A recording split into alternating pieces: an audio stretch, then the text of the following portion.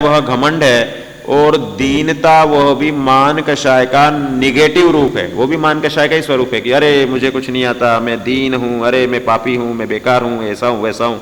अपने आप को दीनहीन लेखना वह दुख शोक ताप आताप में आ जाता है। पश्चाताप को जैन दर्शन में स्थान नहीं है। प्रायश्चित्त को तप और धर्म माना गया है, लेकिन पश्चाताप नाम की चीज है वह आर्त ध्यान की अवस्था है। तो आताप होने के कारण हम बोलते हैं कि अरे मैं पापी हूं, मैं दुष्ट हूं, मेरे में कुछ अक्ल नहीं है, मैं ऐसा वैसा, जो अपन ऐसे करते हैं। दीनता लाना सो भी मान का ही रूप है, इसलिए ना मानी बनना ना दीनता रखना। आकाश भी नहीं बनना और धरनी भी नहीं बनना। आकाश मतलब ऊंचता लाना, उच्चपना, और धरनी मतलब नीचता लाना। दिया ना, उच्च नीच का भेद नहीं है। मान कषाय के लिए और उसके लिए समझ लेना चाहिए कि उच्चता वह मान की जननी है और नीचता वह दीनता की जननी है। जामे कुल रीत नाही, जामे हारी जीत नाही। कह रहे हैं कि कुल की रीति या कोई ऐसा विकल्प वह नहीं है और किसी प्रकार की जीतना या हारना नहीं है। जीता और हार कहाँ होती है? जहाँ कषाय होती है। तो यहाँ सत्ता के अनुभव के काल में कोई कषाय उसका विकल्प भी नहीं होता। जामे गुरु शिष्य नाही, किसी प्रकार से गुरु शिष्य का भेद भी नहीं रहता, क्योंकि वहां पे निर्विकल्पना है। तो वहां पे संपूर्ण विकल्पों को छोड़कर सामायिक की विधि में पहली लाइन होती है, स अहम सर्व सावध्य योग विरतोस्मि। सभी प्रकार के सावध्य अर्थात हिंसक अर्थात राग द्वेष मूलक योगों को छोड़ करके मैं अपने स्वरूप के लिए एकाग्रता के लिए बैठ रहा हूं। तो इसलिए समग्र हो गया। तो अब मैं किसी का वहां बेटा भी नहीं हूं, कोई मेरे पिता भी नहीं है, कोई मैं किसी का भाई नहीं हूं। ऐसे संपूर्ण विकल्प सामायिक के काल में नष्ट हो गए। वहां पे मैं चैतन्य चिन्मात्र स्वरूप हूं, और कदाचित मुझे बाहर में विकल्प आते हैं तो चैतन्य चिन्मात्र के आराधक पंच परमेष्ठी को ही मैं ध्यान में या ज्ञान में लाता हूं। अन्य कोई ज्ञेय मेरे लिए उस काल में उपादेय है ही नहीं। इसका नाम है सामायिक। जामे गुरु शिष्य नाही, इसलिए गुरु शिष्य का भेद भी नहीं है। विष नाही भरनी, कह रहे हैं कि मंजिल पूरी करना। विष भरना मतलब क्या? कि कह रहे हैं कि किसी प्रकार के विकल्प ही नहीं होने से मंजिल, विष भरनी अर्थात मंजिल पूरी करना। नीचे अर्थ में क्या दे रहे हैं? गुरु है न शिष्य है, न चलना है न फिरना है, न वर्णाश्रम है, न किसी का शरण है। मंजिल करने का तो दिया ही नहीं नीचे, है ना? चलना फिरना ये मंजिल के लिए।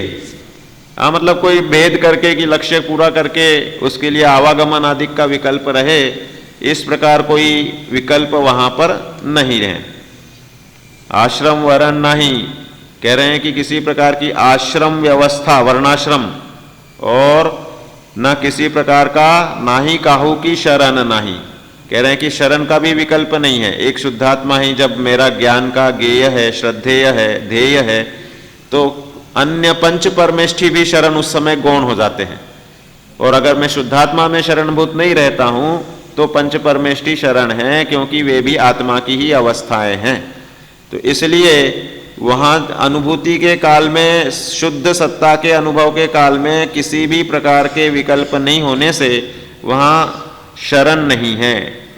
और ऐसी शुद्ध सत्ता की समाधि भूमि वर्णी। ऐसा यह शुद्ध सत्तात्मक अपना स्वरूप है, समाधि की भूमि है, और उसका वर्णन यहाँ पर किया है। तो उस तरह से ज्ञानी जीव शुद्ध सत्ता अनुभव रूप भूमि पर इस तरह से एकाग्र होता है, और वह निर्विकल्प स्वरूप का संचेतन सुखद अवस्था रूप का वेदन वह करता है।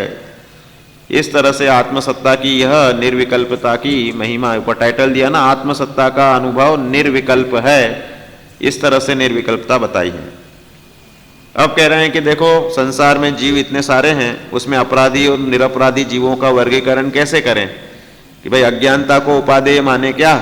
क्योंकि 14 राजू उतंग नभ लोक पुरुष संठान, तामे जीव अनादिते भरमत है बिन ज्ञान।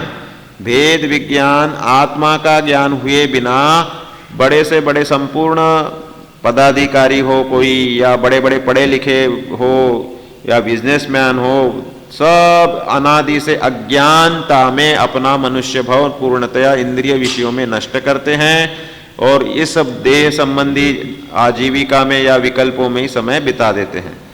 भेद ज्ञान संबंधी पुरुषार्थ नहीं करते, इसलिए अज्ञानता में 14 राजू के सभी जीव, अधिकांश जीव, वे उसी में समय नष्ट कर देते हैं। वही बात यहाँ पे बता रहे, जो आत्मसत्ता को नहीं जानता वह अपराधी है। कौन अपराधी है? जो आत्मसत्ता को नहीं जानता, अपने आप को नहीं जाने, कह रहे अपराधी हो आप। अपने को पहचानो तो निरपराधी हो, सच्चे हो। जाके घट, देखो, जाके घट समता नहीं, ममता मगन सदैव, रमता राम न जानई, सो अपराधी जीव, अपराधी मिथ्या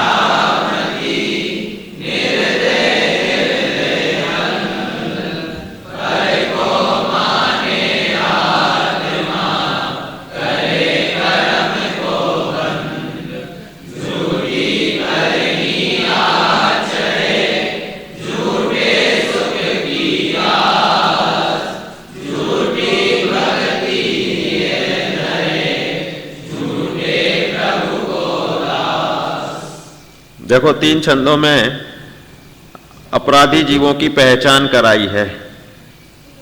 जाके घट समता नहीं, पहले अर्थ पढ़ते, जिसके हृदय में समता नहीं है, जो सदा शरीर आदि पर पदार्थों में मग्न रहता है और अपने आत्म राम को नहीं जानता, वह जीव अपराधी है। दूसरा, अपने आत्मस्वरूप को नहीं जानने वाला अपराधी जीव मिथ्यात्वी है, अपनी आत्मा का हिंसक है और हृदय का अंधा है। 3 उसको विशेषण दे दिए, मिथ्यात्वी है, हिंसक है और अंधा है। वह शरीर आदि पर पदार्थों को आत्मा मानता है और कर्म बंध को बढ़ाता है। आत्मज्ञान के बिना उसका तपाचरण मिथ्या है, उसकी मोक्ष सुख की आशा झूठी है। ईश्वर को जाने बिना ईश्वर की भक्ति व दासत्व मिथ्या है। झूठी भक्ति ये धरे झूठे प्रभु को दास। क्या बता रहे कि सबसे पहला लक्षण है कि भाई वास्तव में निरपराधी होने की निशानी ये कि जिसके हृदय में समता नहीं है। अपराधी के लिए समता नहीं है और निरपराधी है तो उसके हृदय में समता प्रकट हो गई है। आत्मा का स्वरूप समता रूप है, आत्मा का स्वरूप विषमता रूप नहीं है। कषाय विषय विषमता रूप होती है। अध्रुव और अनित्य रूप होना यह पर्याय या कषाय का स्वरूप है। अध्रुव अर्थात एक में ही कमी या तेजी होना, और अनित्य अर्थात साक्षात उस एक से दूसरे चीज में क्षणभंगुरता होना।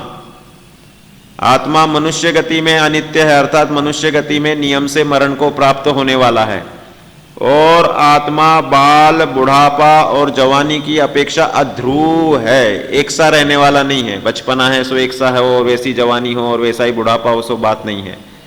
104 डिग्री का बुखार 99 तक आ गया तो हम कह रहे हैं कि अध्रुवपने को प्राप्त हुआ है, लेकिन संपूर्णतया नष्ट हो जाए तो कहेंगे कि बुखार अनित्य था और स्वास्थ्य नित्य है।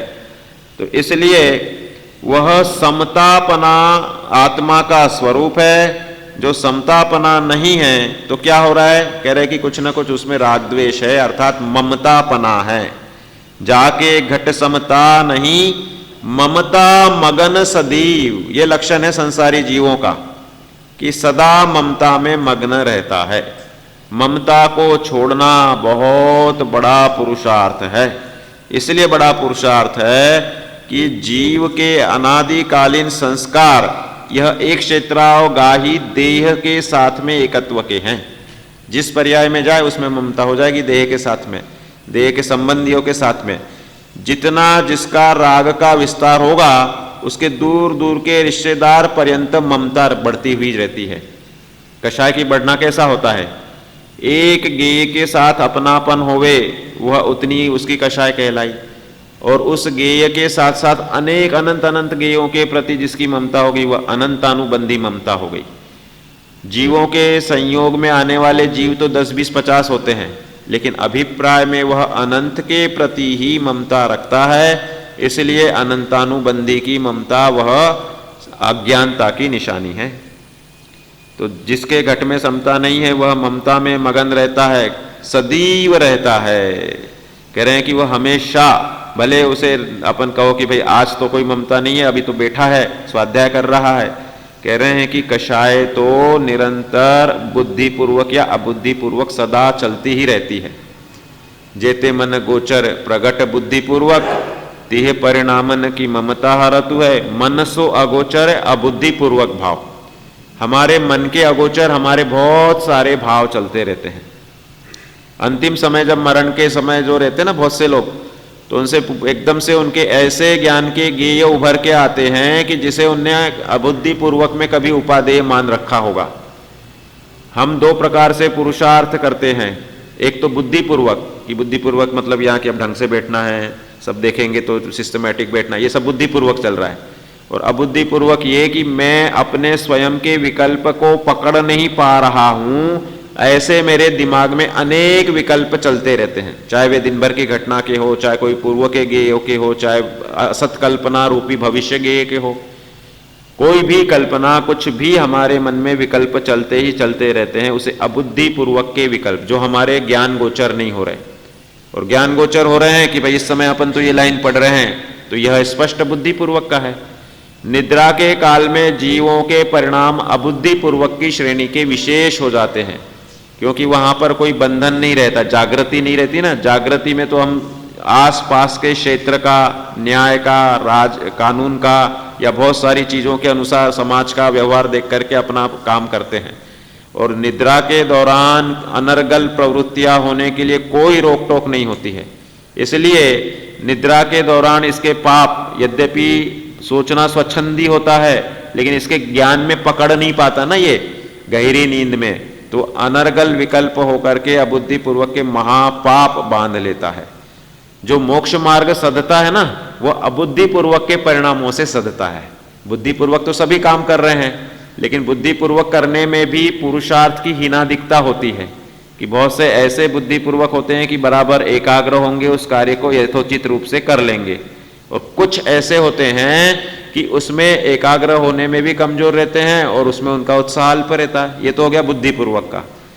जब बुद्धिपूर्वक कर करके हम उसमें चतुर हो जाते हैं, तो सहज अबुद्धिपूर्वक भी अपने में उस संबंधी आचरण चलता रहता है। इसको बहन श्री लिखते हैं, बहन श्री के वचनामृत में लिखते हैं कि अपने आप को निरंतर हे आत्मन, हे ज्ञायक, हे सुखपिंड ऐसे संबोधन सहज चलते रहने चाहिए कि मैं तो ज्ञाता दृष्टा हूं। अब वो उसे बुद्धिपूर्वक सोच सोच के लाना चाहिए, सो बात नहीं है। अभ्यास करते करते सहज धारा ऐसी बन जाती है कि उसे वाही को विचार, वाको ध्यान, यह कौतूहल भरी जन्म परम रस पीने की कला आई जाती है।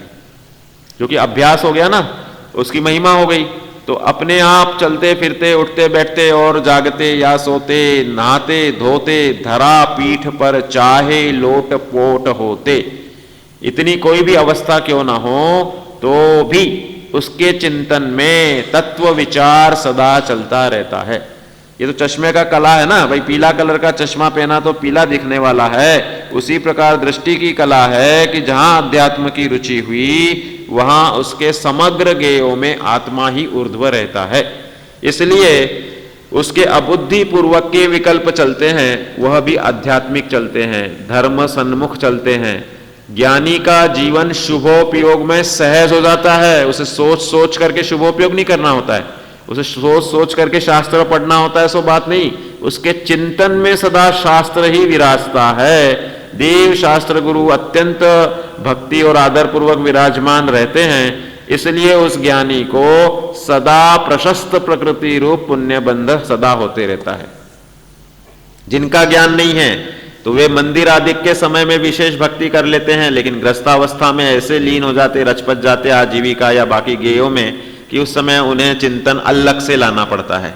परंतु जब भेद विज्ञान का अभ्यास या तत्व सन्मुखता का विचार गहराई वाला हो, तो सहज ही चलते फिरते भी, काम करते हुए भी, किसी प्रकार के गेयों में रंजायमान होते हुए भी ज्ञानी का चिंतन ज्ञान वैराग्य संपन्न नहीं होता है। इसलिए वह रमता राम, उसे ज्ञानी को शब्द देते हैं रमता राम। रमता राम मतलब अपने आत्मा राम में रमने वाला। रमता राम का अर्थ दिया है अपने रूप में आनंद करने वाला आत्म राम। रमता राम नाम होता है बहुत से लोगों में। रमता राम मतलब जो राम अपने स्वरूप में रमण कर रहा है। आत्मा राम नाम होता है ना बहुत सारे लोगों में। राम इज इक्वल टू रमण करे सो राम, मतलब आराम विश्राम का स्थान। जो राजता है, जो आनंद पाता है, उसे राम कहते हैं। जो रमता राम मतलब अपने स्वरूप में रमता हुआ निरंतर आनंदित रहता है। तो रमता राम न जानई सो अपराधी जीव। रमता राम सो ज्ञानी और जो नहीं जाने सो अज्ञानी, अपराधी। अपराधी मिथ्यामति निर्दय हृदय अंध। अपराधी मिथ्यामति होता है, भले जैन मत ऊपर से धारण किया हुआ हो, लेकिन अगर उसकी प्रवृत्ति अपने किए का हर्ष नहीं है, उस मत के प्रति आनंद और उल्लास नहीं है, तो एक आध भाव बाद या इसी भाव में वह मत हमारा छूट जाएगा। नाम के जैनी रह जाएंगे और आचरण या प्रवृत्ति या अंतरंग में जो एक खुमारी होनी चाहिए वह जैनत्व की निकल जाएगी। तो इसलिए कह रहे वह अपराधी मिथ्यामति है, निर्दयी है और हृदय का अंध है। हृदय से अंधा हो गया ना। अंध श्रद्धा खतरनाक है और सम्यक श्रद्धा वह सम्यक दर्शन होने से महान सुखद है। अंधश्रद्धा का निर्मूलन करना चाहिए और सम्यक श्रद्धा का उन्मूलन कहो या निर्माण करना चाहिए, उसे मतलब प्रवृत्त करना चाहिए। पर को माने आत्मा करे कर्म को बंध। भाई अपनापन तो करेगा जीव, जीव के समग्र गुण विपरीत रूप में परिणमने वाले ऐसे समग्र गुण होते ही नहीं है। अस्तित्व, वस्तुत्व, प्रमेयत्व, प्रदेशत्व, इनमें कोई विकृतता आती ही नहीं है। स्वच्छत्व, असंकुचित विकासत्व, त्यागोपादान, शून्यत्व आदि ये गुणों में विकृतता है ही नहीं। भाव, अभाव, अभाव भाव, भाव भाव और जो भी है ना ये सब कर्तु कर्म क्रियाकरण संप्रदान अधिकरण, इनमें कोई विकृतता नहीं है। विकृतता तो ज्ञान, दर्शन, सुख, वीर्य इनमें है, जिसमें भी सम्यक दर्शन, श्रद्धा, ज्ञान और चारित्र, इन तीन गुणों में विपरीतता है। तो सर्वगुणांश समकित और सर्वगुण में भी एक, ये तीन गुण मुख्य रूप से विकृत हुए तो सर्वगुण विकृतता को प्राप्त हो जाते हैं। इसलिए देखा जाए तो ज्ञानी जीव है वह समग्र गुणों में निर्मलता को धारण करता है और अज्ञानी है वह समग्र गुणों को मलिन करता है। पर को माने आत्मा, श्रद्धा तो करेगा, तो श्रद्धा पर्क में करेगा कि ये मैं हूं, तो इस तरह से वह मिथ्या मूलक श्रद्धा हो जाएगी। करे कर्म को बंध, जहां पर में अपनापन है वहां बंध कर्म का होना ही होना है। झूठी करनी आचरे झूठे सुख की आस, झूठी भक्ति हिये धरे झूठे प्रभु को दास। झूठी करनी आचरता है, भाई ज्ञान नहीं है तो क्या करेगा, आचरण भी करेगा। चारित्र गुण भी है ना हमारे पास में। श्रद्धा, ज्ञान और चारित्र तो निगोदिया को भी होते हैं और उसकी भी श्रद्धा कहीं ना कहीं जुड़ी रहती है, भले वह इतने अल्प ज्ञान की होती कि हम और केवली तो जान लेते हैं, हम उसे जान नहीं सकते हैं। इवन वह निगोदिया को भान नहीं होता है कि मेरी श्रद्धा किस में है या मैं क्या जान रहा हूं। जैसे छोटे छोटे बच्चे होते हैं ना, इनका ज्ञान कितना अल्प, बहुत कम, तो इसलिए यही जान नहीं पाते कि हम गीले में पड़े हैं वह अच्छी चीज है या बुरी चीज है। बच्चे ऐसे ही पड़े रहते ना। तो कहने का तात्पर्य यह है कि जब तक वह भेद ज्ञान की कला नहीं आएगी, अच्छे बुरे का वहां निर्णय नहीं होता है। तो श्रद्धा, ज्ञान, चारित्र अज्ञानता के कारण किसी भी गेय में अपनापन कर लेते हैं, किसी में भी आचरण शुरू कर देते हैं, किसी का भी जानना शुरू कर देते हैं। तो वह झूठी करनी का आचरण होता है, झूठे सुख की आशा हो जाती। देखा देखी मनुष्य गति में समूह व्यवस्था है। सिंहादिक हैं वे अकेले रहते हैं, बहुत से जानवर ऐसे हैं कि जो अपने जीवन काल में अकेलापन छोड़ते ही नहीं है, और बहुत से जानवर ऐसे होते हैं कि जो समूह में ही रहते हैं। तो समूह में रहने वालों के लिए एक दूसरे का आश्रय बनता है कि सभी अगर डूब रहे हो तो हमें लगता है कि हम भी डूबे, सभी अगर घाटे में चल रहे हो तो लगता है हमें भी घाटा हुआ, तो कोई खास बात नहीं हुई। सभी अगर शास्त्री पढ़ करके फेल हो रहे हों तो हम भी फेल होते हैं तो उतना हमें दर्द नहीं होता। और सबके अच्छे 99 और 98 नंबर आ रहे हैं और हमारे फिर 88 और 87 रह गए तो हमें लगता है कि यार हमारे तो बहुत कम नंबर आए, जो कि 88 87 भी अच्छे कहलाते हैं। निरपेक्ष देखो तो वो अच्छे और सापेक्ष देखो तो वही चीज बुरी लगने लगती है। तो कहने का तात्पर्य यह है कि संगति का असर बहुत होता है, इसलिए संगति ऐसी होनी चाहिए। सत्संगति कथम न करोति, कि भाई क्या नहीं करती, सब कुछ कर सकती है। तो इसलिए संगति के असर के लिए तिनकी करतूत उचरिए, तिनकी संगति करिए। किनकी? मुनिराज की संगति होनी चाहिए सबसे नंबर 1। मुनिराज की नहीं हो सकती है तो फिर कह रहे हैं कि अपने देवशास्त्र गुरु की संगति करो, देवशास्त्र की करो, गुरु की नहीं हो रही, क्योंकि गुरु तो जीवंत तीर्थ है और देव और शास्त्र वर्तमान में अजीव तीर्थ है। देव और शास्त्र जीवंत थोड़ी हैं।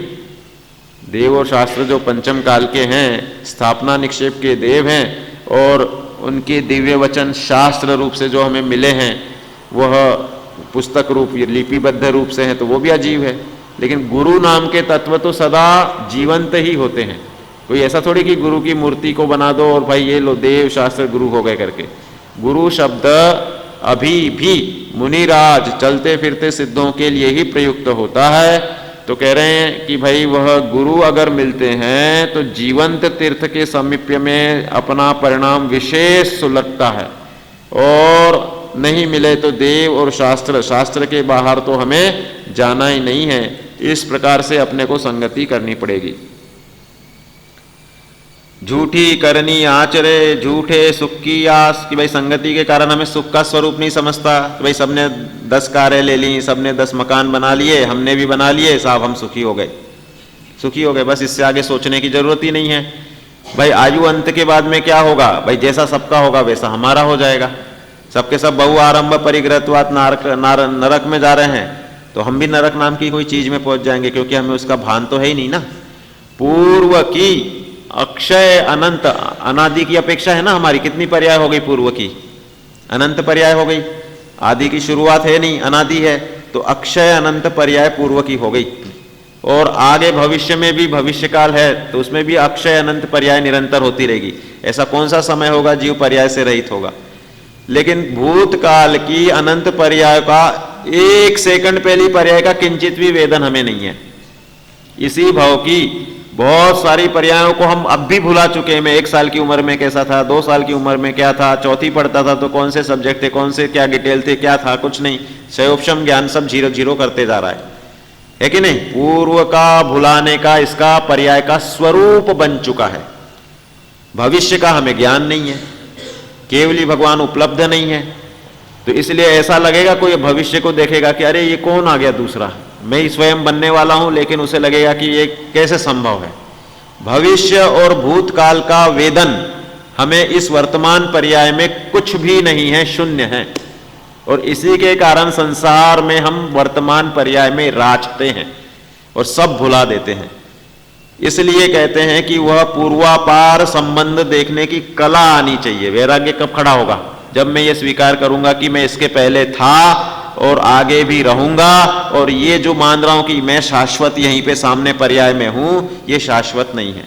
क्षणभंगुरता वैराग्य की जननी है। उस क्षणभंगुरता के सामने हमें त्रिकालीपना भी चाहिए, नहीं तो क्षणभंगुरता अकेला तत्व रहेगा तो वैराग्य पक्का नहीं होगा। तो शाश्वत तत्व और क्षणभंगुर तत्व दोनों सामने होंगे तो शाश्वत तो अपना त्रिकाली ध्रुव स्वभाव, और क्षणभंगुरता वह टेम्पररी, वह नष्ट होने वाला पर्यायी विकारी वर्तमान समयवर्ती भाव है। उससे लक्ष्य हटाना और त्रिकाली स्वभाव में अपनापन होना कि मैं अनादि अनंत तत्व हूं, कभी इसी में कोई नाश होना ही नहीं है, मैं सदा अपने गुणों की महिमा से उसकी महिमा लावे, तो वास्तव में इसका भेद विज्ञान का प्रारंभ होगा। इसलिए झूठे सुख की आस और झूठी भक्ति ही ये धरे। भक्ति तो करना चाहता है क्योंकि भक्ति को सुख का मार्ग देखा देखी मानता है। झूठे प्रभु को दास। लेकिन भक्ति किसकी हो रही है कि प्रभु का स्वरूप का निर्णय नहीं होने से वह झूठे रूप से प्रभु का दास बन रहा है और उनकी झूठी भक्ति कर रहा है।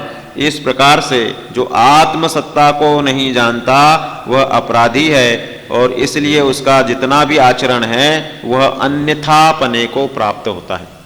भाई किसी ने पेपर तो लिखा, खूब अच्छे से लिखा, मनोयोग से लिखा, और लास्ट में क्या कर दिया, उस पेपर पे 2-3 ऐसी क्रॉस लाइनें करके पूरे पेज को काट दिया। तो अब उसको कितने नंबर देने चाहिए बताओ भाई? ऐसी स्थितियां बन जाए तो क्या करना चाहिए? भाई क्रॉस करा हुआ दिख रहा है तो हमें आगे चेक करने की जरूरत ही नहीं है संपूर्ण रूप से। इसी तरह से जब यह झूठी भक्ति ही धरे कि भाई निर्णय ही नहीं हुआ देव शास्त्र गुरु का और संपूर्ण भक्ति में इसने पूरा जीवन बिता दिया। अज्ञानी लोगों में क्या होता है, भाई खूब भक्ति है, खूब पूजन है, खूब भक्ति खूब पूजन है, लेकिन जिस उसको मृत पिंड को कहो या लोष्ठ को कहो या पत्थर को कहो या जो प्रतिमा को कहो, जिस प्रतिमा को यह पूज रहा है उस प्रतिमा संबंधी विवेक नहीं होने के कारण, उस संबंधी बहुमान नहीं होने के कारण, भेद ज्ञान नहीं होने के कारण समग्र भक्ति शून्यता को प्राप्त होती है। ये जो अज्ञानी जीवों की भक्ति होती है ना, ये नियम से शून्यता को प्राप्त होती है। भले एकाध भाव इनको व्यंतराधिक काम, इनका पुण्य भी हीन बनता है, क्योंकि भक्ति मात्र से पुण्य बनता है सो बात थोड़ी है। आपके जीवन में भक्ति है, आचरण है, फिर क्या खाओगे पियोगे इसके ऊपर भी तो पुण्य पाप है ना। हमारे जीवन में बहुत सारे तत्व होते हैं जो पुण्य पाप का डिसीजन देते हैं। आप नहा धो रहे हो तो कैसे नहा रहे हो, छने से अनछने से, किस प्रकार के कितने मग्गे पानी से नहा रहे, कितना क्या विवेक है उस संबंध में। A to Z क्रियाकलाप में पाप और पुण्य प्रति समय बंधता है और गहराई से और स्थूलता से भी बंधने की उसमें विधि होती है। आप कितनी गहराई से दया दान शील व्रत तप नियम संयम के परिणाम कर रहे हैं, एक ही क्रिया में ऐसे ऐसे मिलते हैं कि दोनों मुनिराज एक साथ बने, एक साथ रहे, और फिर भी उनके स्वर्ग जब मिले तो एक तो पहुंचे ऊपर वैमानिक में और एक रह गए इधर भवनवासी में। भवनवासी में भी नहीं, नंदीश्वर में व्यंतर बने। विश्वानुलोम और धन्वंतरी की कहानी आपको कल बताएंगे, आज तो समय हो गया कि भाई उन्होंने दोनों ने धर्म धारण किया, लेकिन धर्म धारण करने की गहराई का अंतर रह गया। राम लक्ष्मण और सीता प्रायः साथ में रहे, राम और लक्ष्मण तो साथ में ही रहे ना, पूरे समय साथ में रहे, फिर भी परिणामों में अंतर रहा। तो राम तो पधारे मोक्ष और लक्ष्मण रह गए जो कि संयोग एक से मिल रहे थे सबको, और सीता चली गई उसमें 16वें स्वर्ग में प्रतिंद्र, और ये सब उनकी विशल्या और जो थी दूसरी रानियां, लक्ष्मण की पटरानियां अलग, रामचंद्र जी की पटरानियां अलग, मंदोदरी आदि 48,000 स्त्रियों ने एक ही दिन में दीक्षा ली थी। जब रावण मर गए तो उधर अपने 52 गजा में मंदोदरी की गुफा है, तो उसमें लिखा, उन्होंने शिलालेख भी लिखा है जो कि भाई उस दिन मंदोदरी आदि 48,000 स्त्रियों ने आरिका दीक्षा ली थी। जब रावण का मरण होकर के, उसका दहन संस्कार होकर के, और जब राम ने सबको ऑफर किया कि सब आओ अपने अपने महलों में रहो, सब अपने अपने राज्य को ले लो, हमें किसी से कोई द्वेष था ही नहीं, हम तो सीता को लेने आ रहे थे सो जा रहे हैं। तो उस समय सब जितने भी थे वैरागी, सब ने मुनि दीक्षा, इंद्रजीत कुंभकर्ण आदि ने और मंदोदरी ने आरिका दीक्षा ली। तो 48,000 स्त्रियों के साथ, जो कि रावण की तो पत्नियां कितनी थी, प्रतिनारायण ना 16,000 है ना। तो इतने होने के बावजूद भी अन्य भी उनके उस वैराग्य के प्रसंग से प्रभावित हो जाते हैं। इसलिए यहाँ पर लिख रहे हैं कि भाई वास्तव में वह भक्ति अगर यथार्थ है तो उत्कृष्ट पुण्य को बांधती है, और अन्यथा वह जल के बुलबुलों के समान अयथार्थ पुण्य को बांध करके समय का नाश करती है। इसलिए अपने हृदय में भक्ति परीक्षा प्रधानी, निर्णय प्रधान होकर के उसकी यथार्थ अंध भक्ति नहीं होनी चाहिए, सम्यक भक्ति को स्थान देना चाहिए।